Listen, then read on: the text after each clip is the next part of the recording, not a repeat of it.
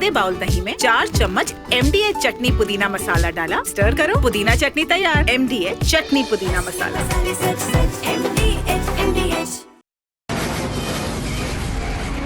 From the Republic Media Network headquarters, it's time for Arnab Goswami on The Debate.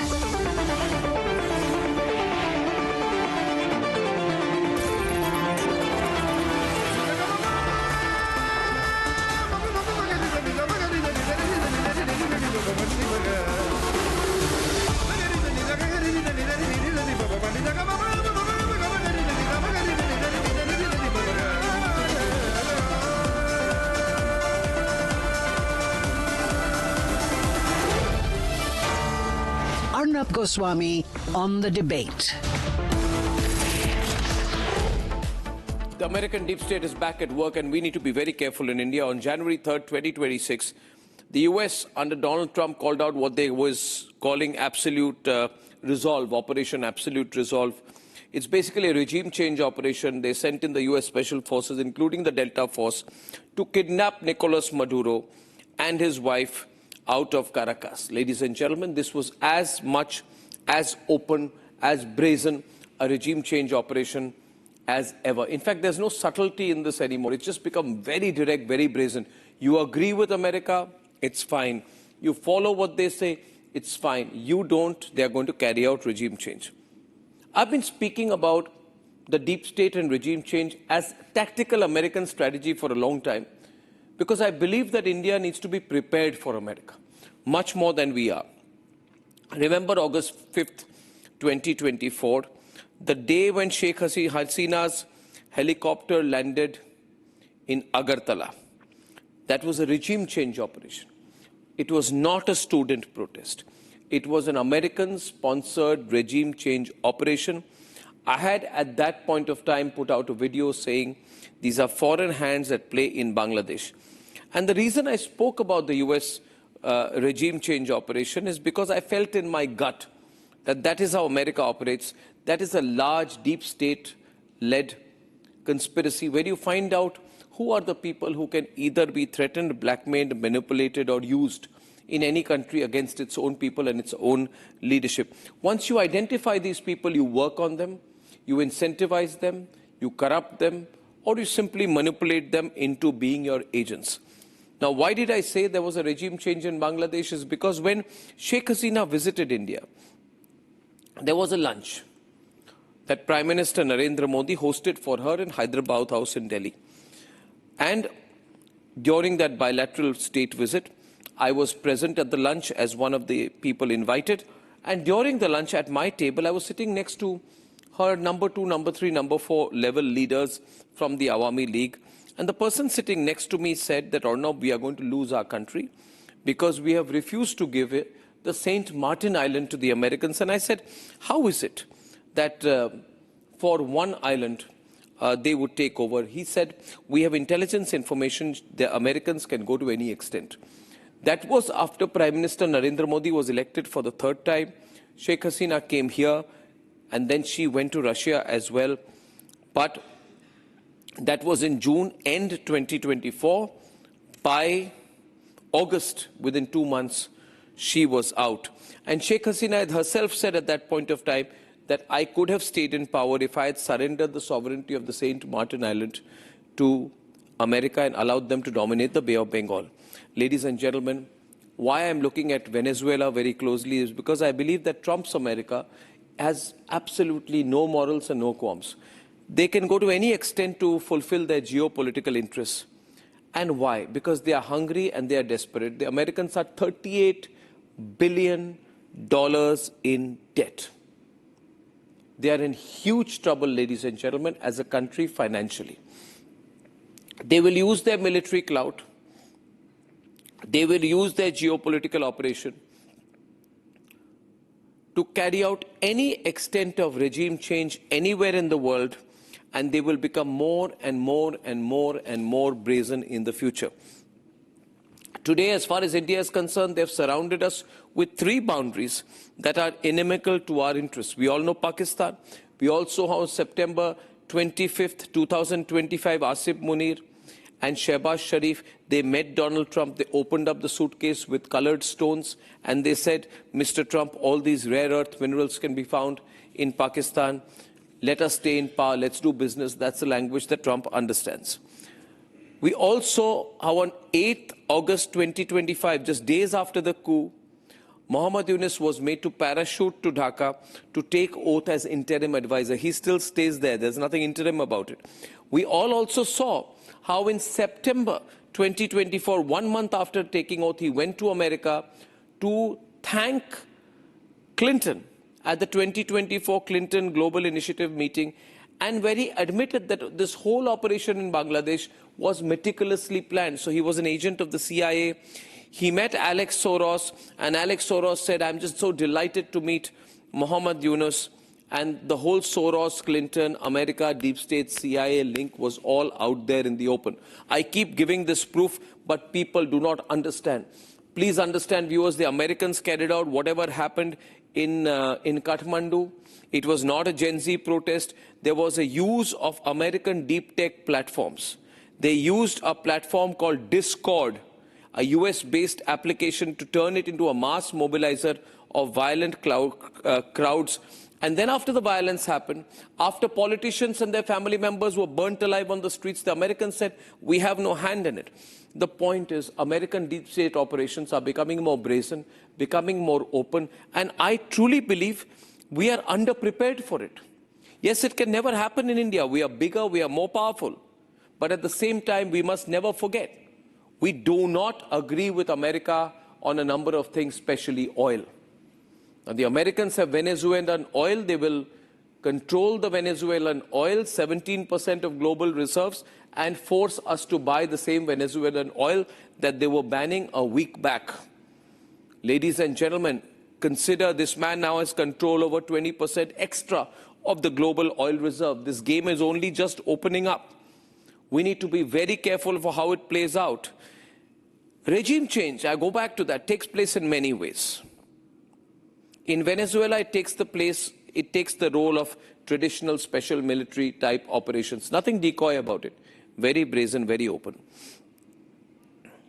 In India, I believe attempts at regime change rely on trying to undercut the legitimacy of our electoral democracy and our electoral process through phrases like vote chori.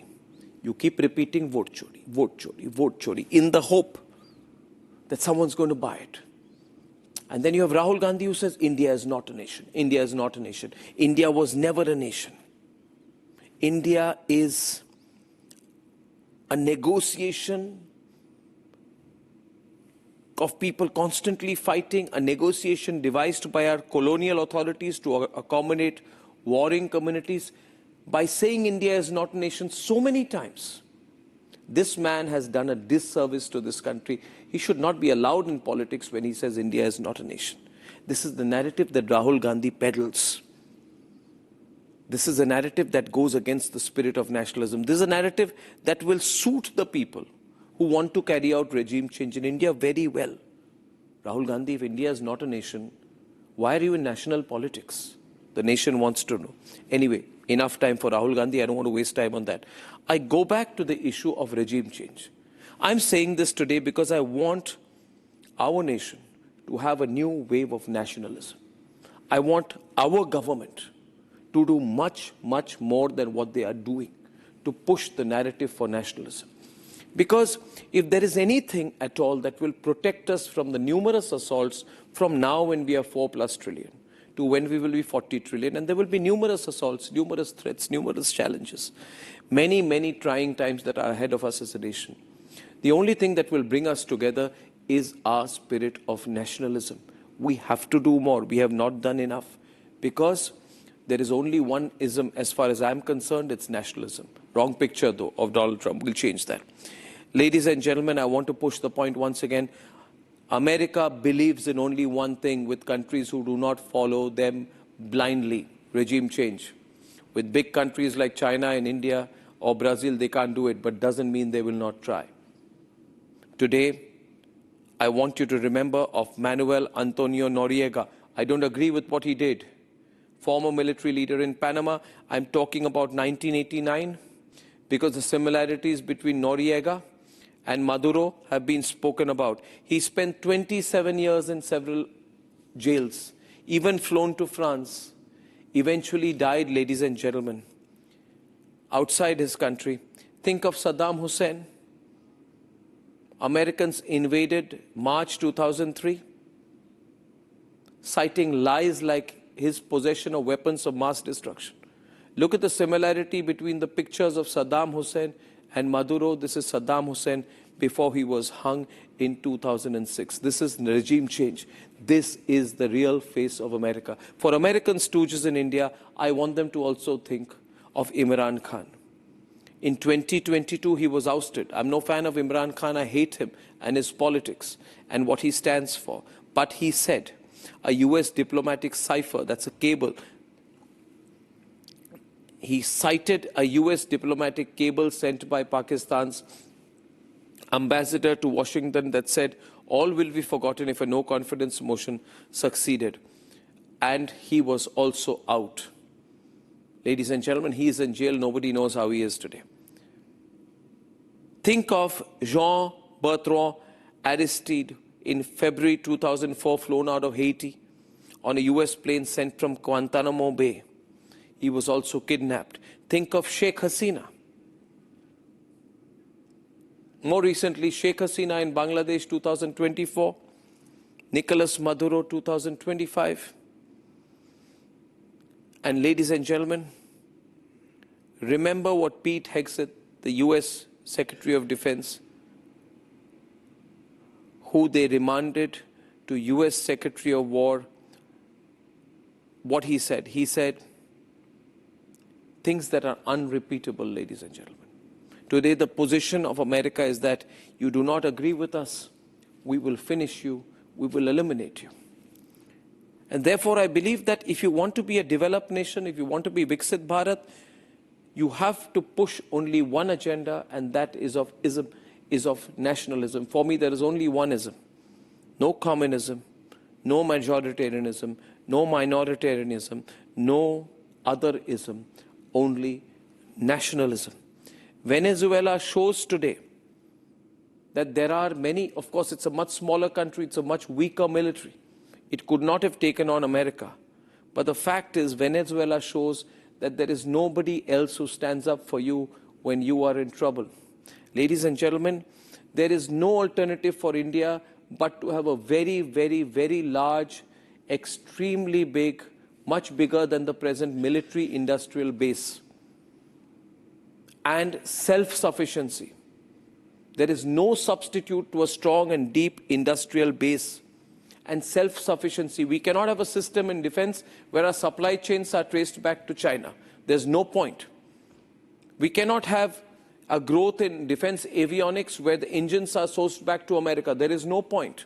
Because when push comes to shove, nobody will back us. We cannot have 70% of our supply chains of made-in-India drones originate to foreign countries. We cannot have dependency on the US and France for manufacturing GE and Safran engines for the Tejas. We have to think differently. We have to double our defense budget, not grow it by 5–10%. We have to have a global approach. We have to build capacity towards internal security much more than we are doing today. We have to have a national security apparatus larger and comparable to the Pentagon, and we have to have an intelligence agencies for foreign intelligence that are far more advanced, using far better technology than the ones we are doing today. We need to grow simply in terms of security, national security, external security, 2 to 3 times more in power than we have, and we need to do that in a short duration. Because, why? Because fundamentally, and I'll keep it simple, nobody helps anybody. Remember the last meeting that Maduro had, his last official diplomatic meeting before his abduction by US forces, was with the Chinese delegation led by the Chinese Special Representative for Latin American and Caribbean Affairs. Ladies and gentlemen, that happened 12 hours before the Americans came in. Did China do anything for him? No. Did he expect? He did. That was his mistake. Sooner India realizes nobody helps anybody, it is better we waste our time, ladies and gentlemen, in certain levels of diplomatic activity which will be of no help to us. Russia gave him an S-300 air defense system, but Putin did not come to Nicolas Maduro's assistance. What is the moral of the story? Your only defense is yourself.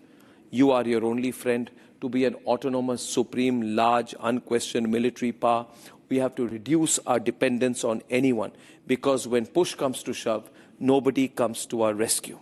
Now, let me talk a little bit about how things are going to pan out. See, Trump is out of control. Things are going to go very badly going forward. And here's where I'm saying it. Trump says he wants to control Greenland. He's been talking about it again. He's used the military route. He's also realized that the global community does not respond. He's realized beyond tweets and statements, or like the statements that came out from the British Prime Minister who said, I'm trying to contact Trump, I don't know what the hell happened. Ladies and gentlemen, Trump realizes he has the world in its grip. Nobody is going to respond to him.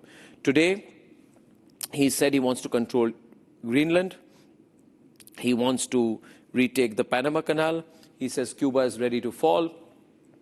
He has warned Mexico, Colombia, Iran, Cuba together. There is not a whimper from the rest of the world. So, point being that he's also got control over a lot of oil. Venezuela has approximately 303 billion barrels of proven oil resources. This is about 70 to 20% of global oil reserves. As per OPEC data, Venezuela is accounting for 3.5% of total OPEC oil exports and 1% of global oil supplies. But that is underplayed. That's because he's not been able to. If Washington controls Venezuelan oil, it will flood or choke global oil markets at will. Trump will, going forward, totally weaponize energy pricing. And now that he has Venezuela under his control, ladies and gentlemen, he has indirect control over the rest of the world. He has disproportionate control over the energy security of Asia, Europe, and Africa. Now he's going to become more arrogant, more pushy, more nasty, more non-negotiable. He's already made statements about India wanting to keep him happy, which reflects his growing arrogance. Ladies and gentlemen, I want to also make one point. The regime change is not local. Regime change is about the control over geography, resources, and narratives. We must start thinking differently. We are seeing regime change happen all over the place, but we are saying, oh, we are too big, they're not going to take us on. They will take us on. They will take us on differently. They won't take us on like Venezuela, Bangladesh, or Nepal. We are too large, too big. But let us not be strategically naive. Today, the decision to keep Omar Khalid and Sarjil Imam in jail is a good decision, because people like Omar Khalid and Sarjil Imam are the useful instruments in the hands of people like Trump to carry out discord in our country. Discord in our country to carry out regime change in India. We cannot rely on things like democratic alliances, shared values, strategic partners. It doesn't matter. Nobody is going to stand with you when push comes to shove. We have only two options, ladies and gentlemen.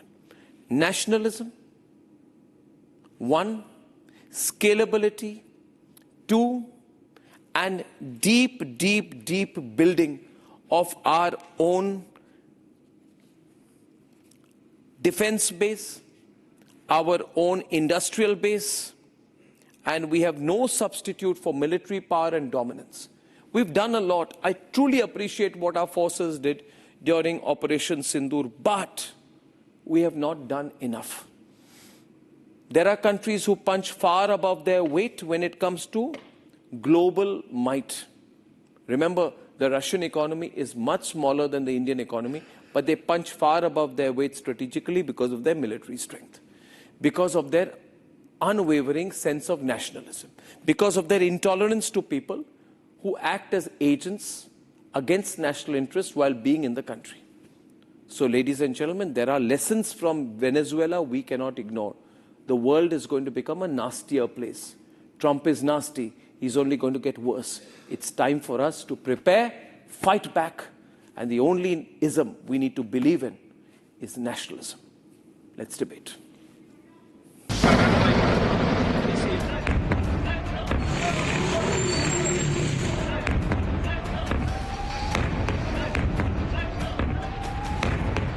Military installations targeted. 7 explosions ripping through the night, at least 40 dead. And overnight, a sitting president captured and hauled. Did Nicolas Maduro pay the price of aligning with China or helping Russia? Or as it so happens, sitting over the world's largest known oil reserves? But don't see it in isolation. Regime change is an American template now. Nepal in September 2025. Young protesters flooding the streets. And the quiet hand of American influence.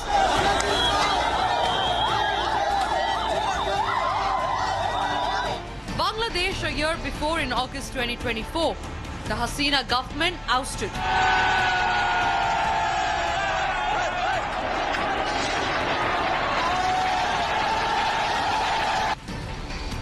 Installed puppet Yunus visits United States and later boasts about tariff negotiations. Washington acted. A multi-billion-dollar United States LNG deal signed. The template has a history. Iraq, Libya, Iran, Panama. Meanwhile, trade deal with India hangs in balance. Different geographies, same pressure playbook. The deep state rules, whosoever the president. For India, like the rest of the world, the lesson is stark. After Venezuela, the American deep state is not a theory. It is a warning.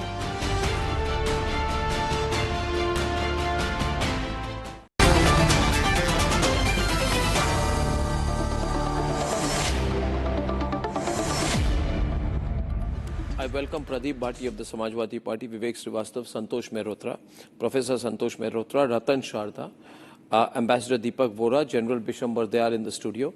I want to ask General G.D. Bakshi to start this discussion. Venezuela, lessons for India. Deep state is at work. Trump is going to get even worse and more difficult to handle. Right? Progressively, he's got more control over oil. He's going to push India a lot. What do we do to prepare? Arnab, as a military man, we have been watching this closely and we have very patent, obvious lessons to learn. The law of the jungle seems to be operating at the global level now. Might is right, and you can carry out smash and grab operations. The United States very specifically chooses weak adversaries. Militarily weak pansies that it can make an example out of by overwhelming concentration of power at that point of application. They have a standard rule book. Take a look back at what happened to Iraq in 2003. You demonize Saddam Hussein, say he's building weapons of mass destruction. What you want is his oil. And then you go and get that oil. You bribe the corps commanders, the divisional commanders of the Republican Guards. Instead of fighting, they quietly slink away, hoping that in the new dispensation, they'll be given higher pays. And then they end up becoming the ISIS. Saddam Hussein is tortured and hung, right? But then what happens, Arnab? There is a lesson that America has failed to learn. That lesson is that the Russian advisors told the Iraqis to go guerrilla. 8 years of a guerrilla warfare campaign, and the Americans had to run out of Iraq. $3 trillion down the drain, thousands of body bags. Same thing happened in Afghanistan, which was even weaker. There it took 20 years. but the route was as bad as it was from Vietnam. Arnab, I want to point out one very significant thing which seems to have been missed in all these analyses. Yeah. There was triumphalism on display in Washington. We have bashed Venezuela, we can bash any country in the world. They were more or less suggesting very we ugly. do it to India. What has happened in Venezuela? But what has happened in Venezuela? You know, Rodriguez, the vice president, who was supposed to have fallen in line, she has said, we will not become a colony of the United States. We will fight. We will wage guerrilla war if we have to. Their trade unions will say, we'll ensure that not a drop of oil goes out. So I think there is a lot of slip between the cup and the lip. I'm amazed that the Americans did not work out an exit strategy. They did not define their end goals. They did not define a time horizon. If tomorrow America has to send in boots on the ground, Keep changing. there will be body bags, sir. It will not be as neat and casualty-less but the American deep state, if you see Pete Exit's comments and some after that, the American deep state is extremely overconfident now because of the lack of any response globally. Am I right? And my view is, Dr. Mehrotra, let me take your view and some of those on the other side today. My view is, looking forward, they will push India more. Question is how much we can react, how much we should react, or how quickly we should build capacity to stand up on our own and be in a position to push back. Because remember, the one country who America cannot push back is Russia. The one country. That's because they punch over their weight. Trump is scared of Putin, not because of Putin's economic power, but because of Russia's military power and Russia's ability, willingness, and brazenness to use it when required. That's what the Americans are scared of. In fact, let me say this, Trump is even scared of North Korea. He wants to keep things okay because North Korea is too close to Alaska. He's scared of a country that can use its military might. We haven't done that yet. We haven't shown that yet vis-a-vis America. We haven't ever bared our fangs globally.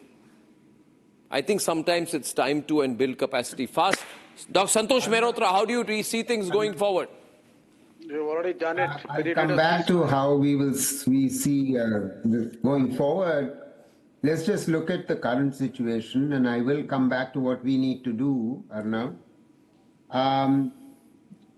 Why does this Venezuela intervention matter? I think we need to understand the deeper consequence. Of course, it's all about oil, just as Iraq was all about oil. But there is something deeper that's going on. Let's recall 50 years ago that the petrodollar system was built by none other than Henry Kissinger. In 1974, he made a deal with Saudi Arabia that we will give you protection and you must price and sell all your oil in dollars. And the entire American financial system is built on this one thing, the petrodollar. Because all oil sold globally must be priced in US dollars. That system came into existence from 1974 onwards. And this single agreement created artificial demand for dollars worldwide, and every country on earth needs dollars to buy oil. Now, this has enabled America to print unlimited amounts of money, the dollar, and that funds the military, it funds its welfare state, it funds the massive budget deficit, it funds the trade deficit, the entire deficit spending. Now, so the point here is that Maduro was like Saddam Hussein, was like Gaddafi, all attempting to begin to now sell their oil in non-dollar terms.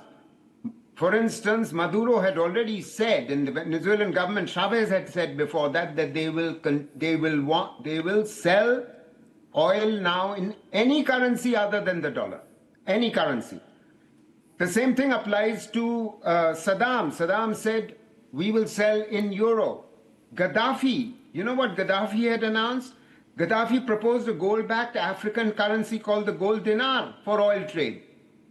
And this is what they don't like about our trade in oil with Russia and China's trade in oil with Russia, that we are paying them in rupees, the Chinese are paying them. So the entire BRICS system, intra-BRICS trade, is increasingly moving towards a non-dollar system.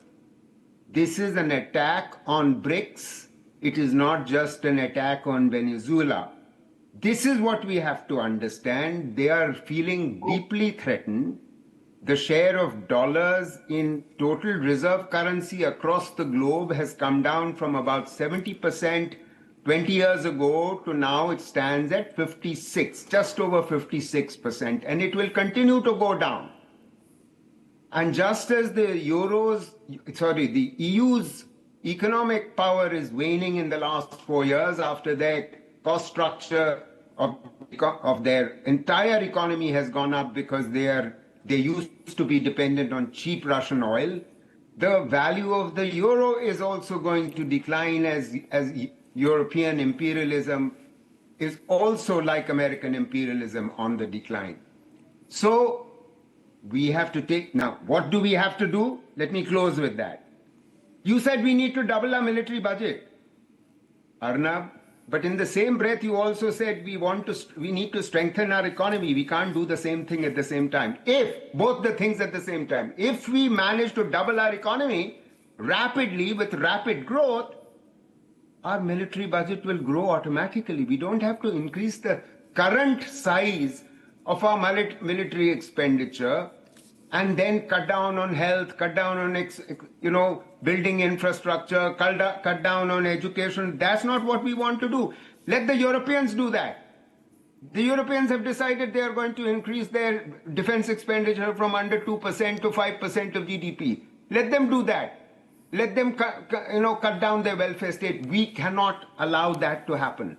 So we have to focus on building not just a defense production capacity, but we have to build up our economy and industrial capacity. The Chinese have pushed back. The Chinese have criticized the American action in Venezuela. Yeah, what has been our reaction? I know that. A matter of concern. But I just want to show here, in the middle, we have a live feed. Take two guests on the side. Live feed from the UN Security Council, where Russia has asked for the release of Maduro. America is speaking.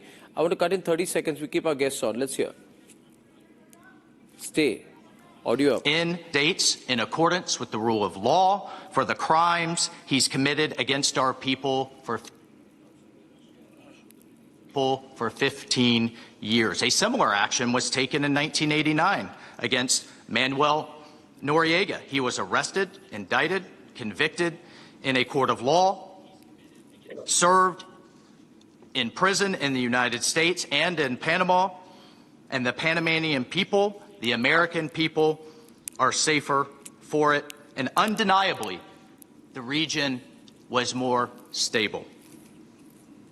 This law enforcement action was directed consistent with the President of the United States' responsibility as Commander-in-Chief to protect Americans at home and abroad. So I just bring the fader down on that. If you see the language and the tone being spoken, everyone don't move from that screen. I agree with your analysis. You see the tone and tonality there of the American representative at the United Nations. They're working to a plan. I'm looking forward. I'm saying that we are not immediately affected because we don't buy much Venezuelan oil. We used to, but because of American sanctions, etc., we compromised. We buy only some $200 million worth of oil compared to $11 to $12 billion in 2014. So we brought it down largely. However, what will happen is that the Americans will take control, as Trump has said, of the entire oil machinery, the infrastructure, oil infrastructure in Venezuela.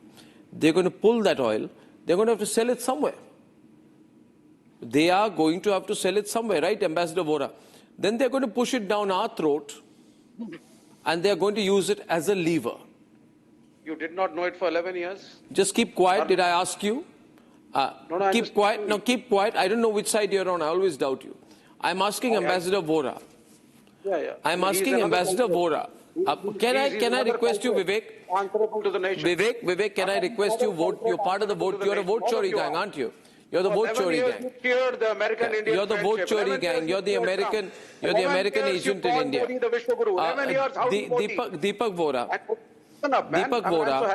Deepak Vora, when the Americans pressure, or not us, but when?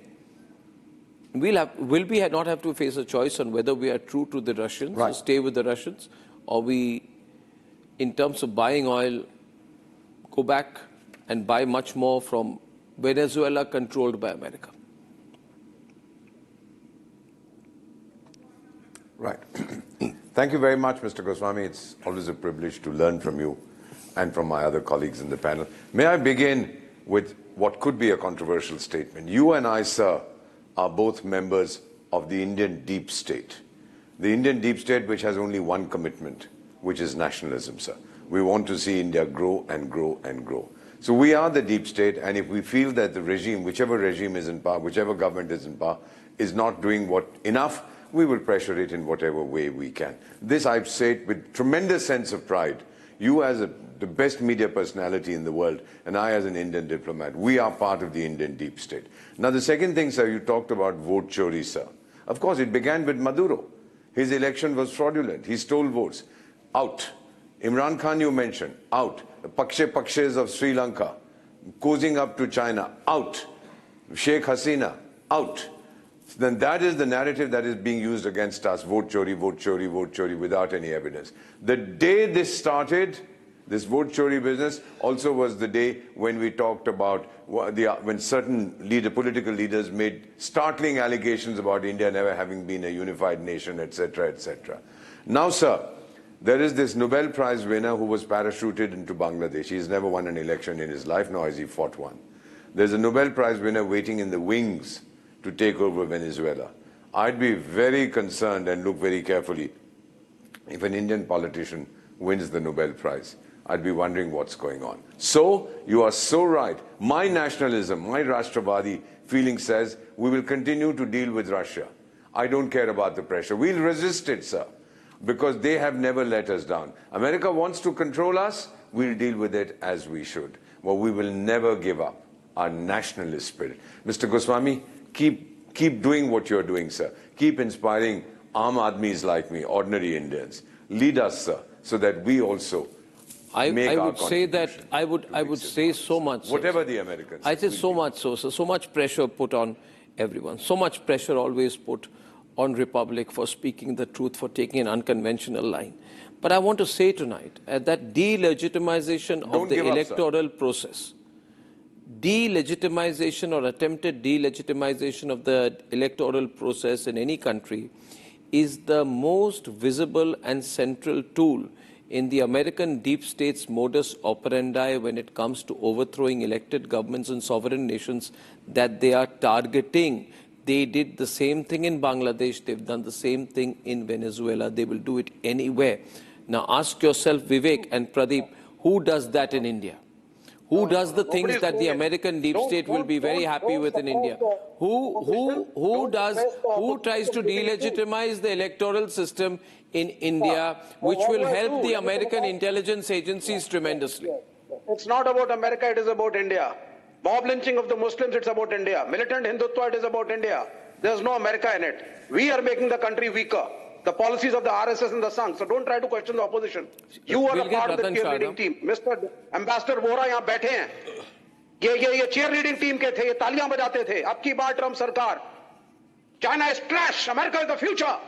And wherever I go, when I land about the American airport, that is what he is no clue at all. What to speak on which debate? Ambassador Vora. Fix agenda. लाके बिठा दो. जो मर्जी बोलो यही बोलेंगे. This man trained in North Korea and China will keep on saying whatever the debate, he will just keep repeating the same thing. He doesn't even know what is the topic. He just trivializes a debate into very pitiable kind of arguments. He should be out of this debate because he doesn't understand international politics apart from China and North Korea. Bhaiya, we are talking about America's games. We are not talking about Modi's games. Please understand. We understand your games. We understand your game. I don't even want to respond to you. I will speak on the topic that is the debate today. आप बोलते रहिए ना, आप कुछ भी बोलते रहिए. आपके जैसे तो देश के दुश्मन है ना. आपको सीरियसनेस पता नहीं चलती टॉपिक की. आप आएंगे चिल्लाएंगे. Vivek, I just lower Vivek's voice a bit. 1 second. I want to say one thing to Vivek. Vivek, may I say one thing to you? A man called Lenin, Vivek, just give me a moment, once described people like you. Just listen to me. He said that you represent what he called an infantile disorder. This is not my words. This is the words of Lenin. I want to remind you today that you are in bed with the people who pulled down the Namboodiripad government under the influence of the Americans. You people, Nehru, you all got together to bring down the Namboodiripad government, EMBS Namboodiripad of Kerala. The regime change operation, Ratan Sharda, the regime change operation has also happened in India. Ask them who brought down the EMS Namboodiripad government. That is irrelevant in today's That is irrelevant. Now I've caught you badly. You've learnt it from the American playbook. I would like Vivek to come in. Vivek, see, Vivek is going to be more difficult for India. We need to prepare as a country. I would like to tell all the people in our country, we don't need the government to tell you this. The government will not tell you this. I will. I am going to say tonight, it will get more difficult in India. Nationalists across the country, please bring his voice down. Nationalists across the country, listen to me tonight. The government will not tell you many things. I am. We must unite.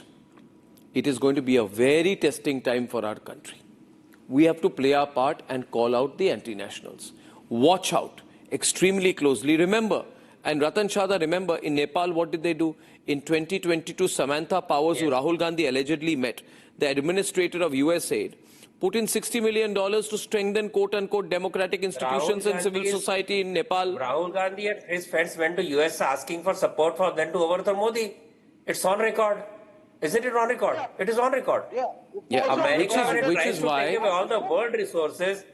इसको चुप कराइए. I don't feel like talking. Vivek, can you be quiet? I'll get Mr. Bhati and Santosh Mehrotra and Mr. Doesn't allow anybody to make any argument. Yeah, please. A nation which consumes 30% of natural resources with 5% population will need everything possible to corner resources. Earlier imperialists used to use church to justify their attack on others and capturing other resources. Today that fig leaf is gone. UN is gone. It is not even a debating club now. So you can just destroy any nation. Libya was destroyed, as already pointed by Professor Mehrotra. I will go back to Guatemala 1954, Brazil 1964, Chile 1973, Cuba 1933, 1960, Nicaragua 1990, Panama 1989, Grenada 1983. That is the history of America. That is the history of USA. They have no compunction. They will use any fig leaf. They cannot fight on the streets now, so they will use remote-controlled, computer-based fight, which will not be able to do what they want to do now. But this shamelessness of brazenly taking away a country and clearly saying, I want fuel, I want petrol, I will sell it now. What can be worse kind of, See, I think I'll make it very simple today. I'll even put it very, I'll put it very brazenly today. They support people who are out to change the regime. Mr. Sharda, the Prime Minister warned in, I think, October last year. And Mr. Bhati, my question, he said international conspiracies are being charged. I'm saying with responsibilities. National parties like the Congress and their allies are involved in this game. And there is no doubt among people today that the Congress party, other parties, there's a very serious attempt to destabilize the Modi government through non-electoral means, and there are open calls for foreign intervention. Right? Now, people are going to put 2 and 2 together. America is going to want to intervene in India. It can't militarily. It will try through opposition parties, through others. And if it has people in India who, being in Indian politics, are happy to delegitimize our own electoral process, why would it not use them, Mr. Bhati? What would be your party's role then? That is the whole idea. Thank you, Arnab, and good evening to all. I have heard everyone with patience. I hope the same courtesy will be granted to me also. I will have just my pie of 2-3 minutes, Arnab, with your permission. First thing, please do not paint us protest legitimate. This is Gandhi's India, and protest is always legitimate. And BJP is the one who has done the maximum protest in his entire life. Cut Assam from India. Please, who is this? Who is this person? Please ask him to keep shut for a while, please. This respected person. Is it legitimate to question election commission? This is not. Mr. Sharda, let him make his point because we have one or two panelists. While he is making fool out of him. Thank you. I'm patiently listening to him. Okay. No, don't make fool out of him. Mr. Sharda, let Mr. Bhatti complete his point. Let me complete my point. That is why I said initially that give me my 2-3 minutes. Right. Mr. Bhatti, yeah. Second thing, there is no need to tell us, nobody can tell us what is the nationalism and which party from which we come. Samajwadi Party Supreme Leader Honorable Akhilesh Yadav has always taken a stand in the favor of the country and the countrymen. From nuclear deal to Operation Sindoor, we stand firm with the country's interest, and we understand when it comes fight with the terrorism, whether it's a tariff war or any geopolitical war. It is not the first time that Americans have outside any government. It is the 7th time they are doing it. It's not new for them. So what lesson we have learned that we have to understand? My leaders do not do any petty politics. They do, sir. Mr. Bhatti, you have a very senior leader of the Samajwadi Party called IP Singh, who on 9 September, he put out a tweet saying Nepal today, tomorrow India. ऐसी स्थिति किसी भी देश में पैदा हो सकती है. Can I give you numerous examples of BJP? Can I give you numerous examples of BJP leaders saying what at what time? Do I have to remember? I'm not stopping you, but I would. But there are a lot of people from your party who were cheering on when Nepal happened. There are a lot of people in the Congress party who are endorsing the Venezuela model. There were a lot of people in the Congress party who were cheering when Dhaka fell. Arnab, can you give me 2-3 minutes of mine so that I can complete my point? Please doesn't mean I don't question you back. Whatever question you have, please ask me after that also. No, but you're not taking my counter questions. Why are there so many opposition leaders who are happy when regime change operations happen? Don't paint us with a single outing with one person. I can give you numerous examples of BJP person talking about nationalism, democracy and secularism of this country. So do not please forget those words, what BJP people are saying. Well, I'm asking you, you're all part of the Indie Club. Why did Sanjay Raut invoke Nepal and say Nepal today, India tomorrow? Yes, sthiti kisi bhi desh mein paida ho sakti hai. Why did they all say that? Why did all the leaders of the opposition parties cheer on when Nepal burnt? No, I'm asking you, answer. Don't say listen to me. You listen to me, answer my question. No, I'm saying that no one can do that. But they have. India is not Nepal, India is not Venezuela. I have told you that.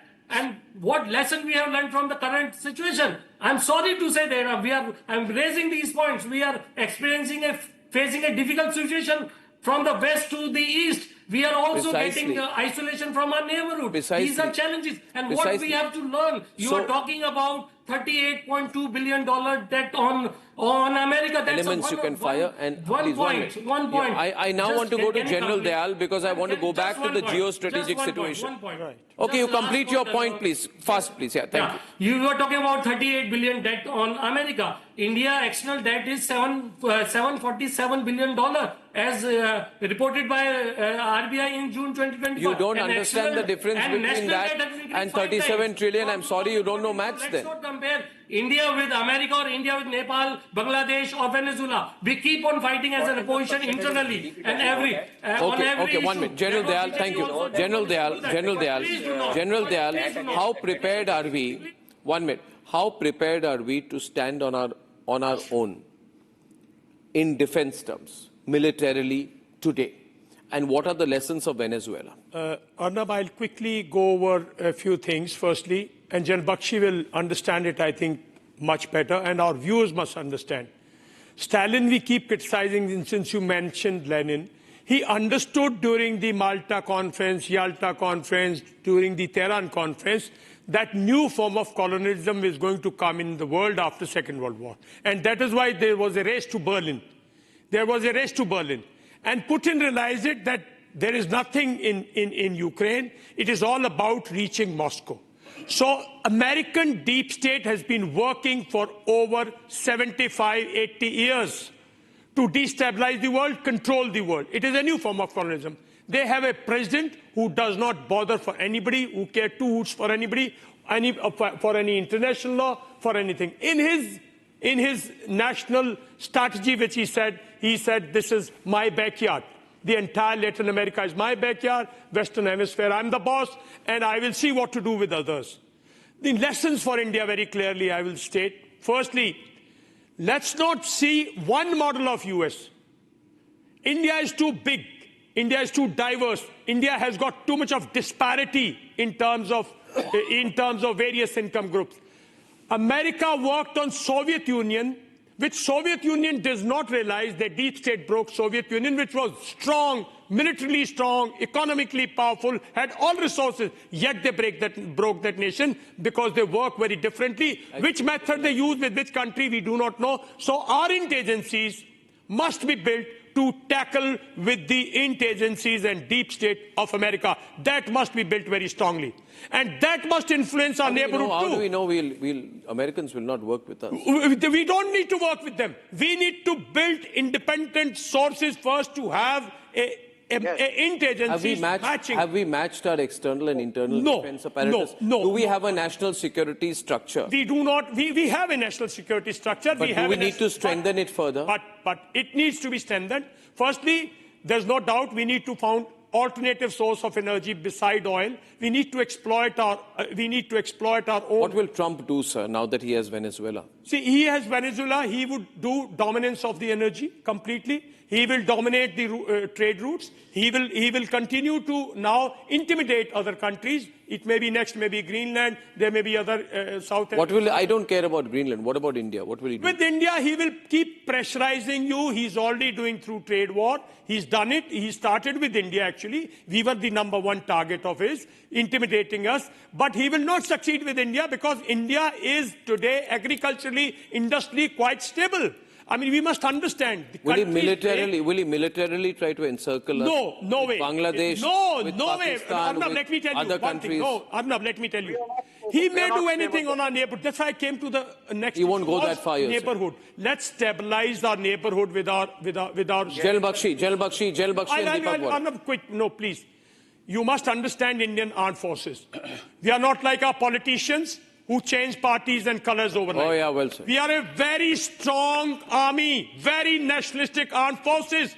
Nobody can touch India. We may not be able to go and capture South Africa or anybody, but nobody can do that to India because your armed forces are very, very strong, very ethical, and we may look weak sometimes to our polity.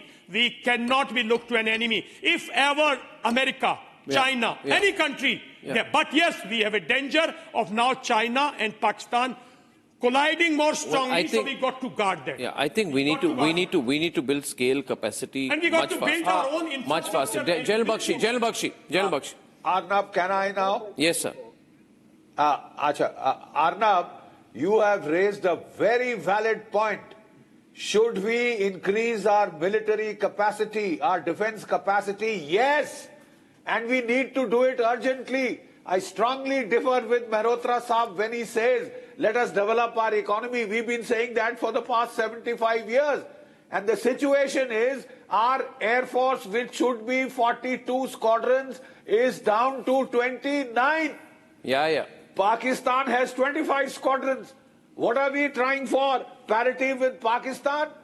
Why did our government, Arnab, go into place a further order of 200 GE 404 engines from the United States when we have already paid $1 billion and so far all that we got was 2 engines and now we've gotten another measly 5.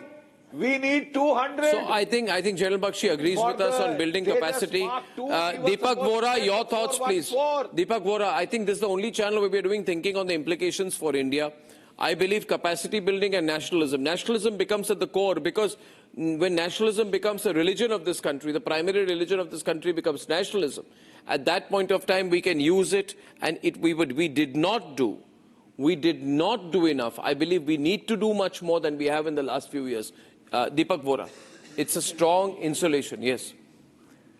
Sir, you have set up, you initiated the nationalist conclave, more and more people are joining it. Sir. Ultimately, that is what matters. You can have the strongest military in the world, but regime change in India will not come through kinetic conflict. They'll use your own people here, our enemies within, to delegitimize and destabilize the government. Therefore, nothing short of pure nationalism, nothing short of total commitment to India, sir. Strong military, not so strong military, how many squadrons? Very good. But nationalism is what must be the fire. Absolutely. And on that, ladies and gentlemen, we need to be cautious of what happened in Venezuela. I'm glad we've had a conversation here.